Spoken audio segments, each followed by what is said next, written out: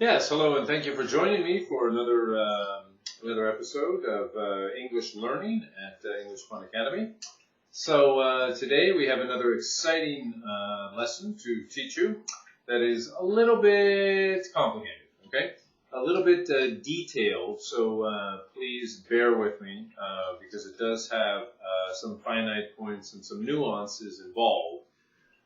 With spelling changes in the past simple or the simple past. Okay, so there are some rules, some general rules that apply to spelling changes in the past simple or the simple past, and we'll go over them now. But before I do that, let me show you the heart pointer to show you that I love the people who practice their English and who continue to learn at their best and try to become the best English speakers they can be, because that's my goal. Anyway, all right, so that being said, let's move to the lesson here. Spelling changes in the past simple, okay?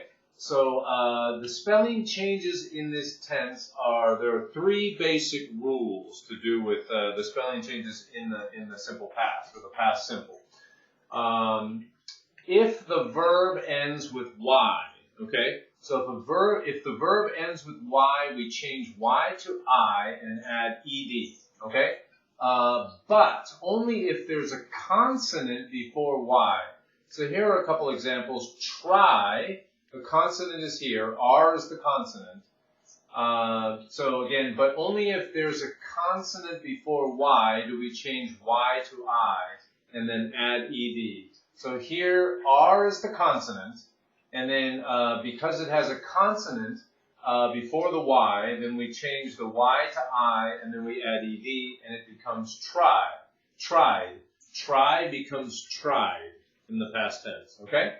And then spy, can you spot the consonant in this one?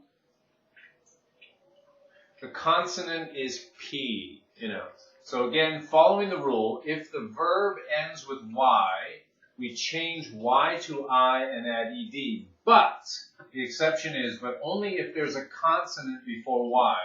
Okay, so the consonant before y here is P. And then because this is a consonant, then we change the y to I and then add ed, so that spy becomes spied. Okay? Simple as that. So just remember, the key thing to remember here is, if you have a verb in the present tense that ends in y, and it's preceded by, or there's a consonant before the y, then you change the y to I. Okay? And then add ed. So try becomes tried, spy becomes spied, cry becomes cried. Okay?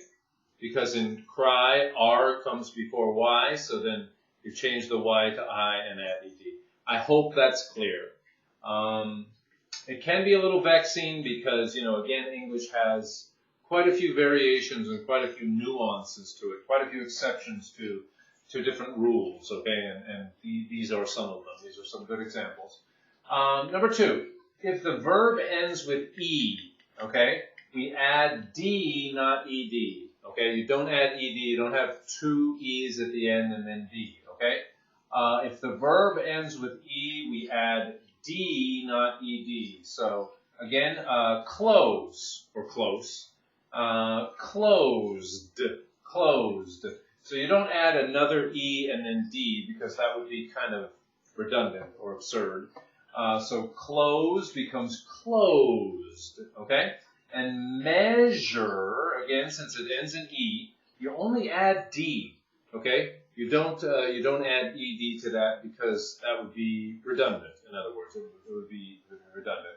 So again, one more time, if the verb ends with e, then we add d, not ed. Just add d, don't add ed to the verb. It's really as simple as that. Close again becomes closed. Measure becomes measured. Okay.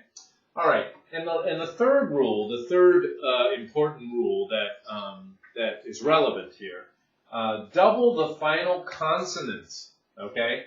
Double the final consonant means add an extra consonant to a word, to a verb, after a short stressed vowel if the verb ends in a CVC. So this one is a little bit technical, okay? So let me start again. If double the final consonant after a short stressed vowel, okay, a short stressed vowel, if the verb ends in a CVC. A CVC is a consonant, vowel, consonant. Consonant, vowel, consonant. Okay, CVC. Let me give you an example. Plan. Okay, so plan ends in N. Okay, and there is a short stressed vowel. Okay, a short stressed vowel. Okay, and the verb ends in a CVC, a consonant, vowel, consonant. Okay, consonant L, vowel A, consonant N.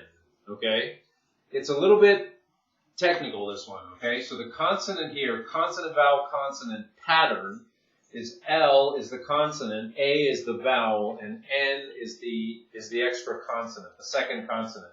So plan becomes plan. So you add an extra consonant, and then you add the ED, okay? I hope that makes sense. This rule is a little bit obscure. It's a little bit abstract, okay? Let me just read it one more time, and hopefully it's clear. It's a little bit complicated. Double the final consonant after a short stressed vowel. The short stressed vowel in plan is A. If the verb ends in a CVC, consonant, vowel, consonant pattern. So again, in plan, L is the consonant, A is the short stressed vowel, okay? And then N is the second consonant, the CVC. So plan becomes plan. So then you add the extra N, and then you add the ED. I hope that's clear.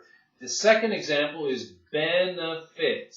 Okay? Again, you have the consonant F, followed by the vowel, the short stressed vowel, benefit, okay? Short stressed vowel, followed by the second consonant, T, and then you add an extra T and then ED, and it becomes benefited.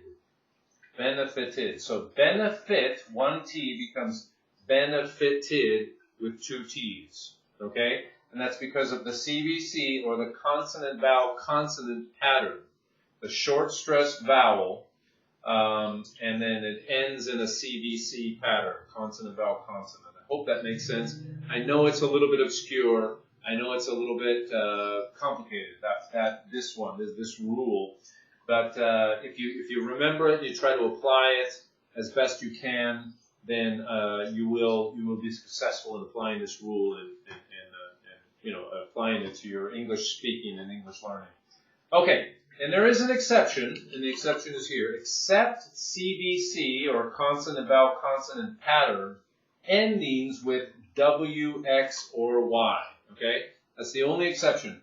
So if the verb ends in W, X, or Y, then you do not double the consonant. Okay, you do not double the consonant W. You do not double the consonant X, and you do not double the consonant Y.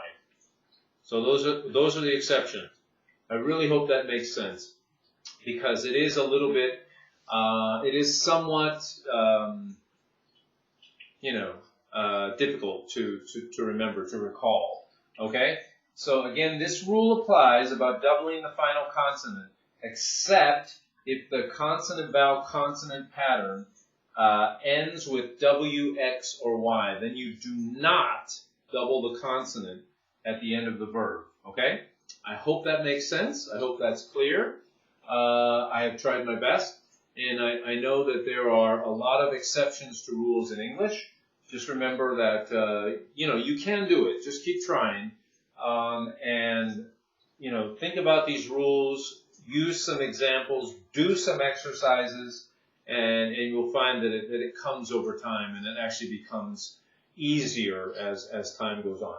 So I hope that makes sense. These are just a few, just a simple video about spelling changes, with the in the present simple. in the past simple, excuse me. So if you have any questions, have any ideas, questions, concerns, please feel free to ask or, to send me a message, and I would be happy to answer them. In the meantime, thank you for joining me, and thank you for bearing with me through this, through these rather difficult rules. Again, I love you for, keeping strong and dedicating yourself to learning. And have a wonderful afternoon, and good night, or good day, wherever you are.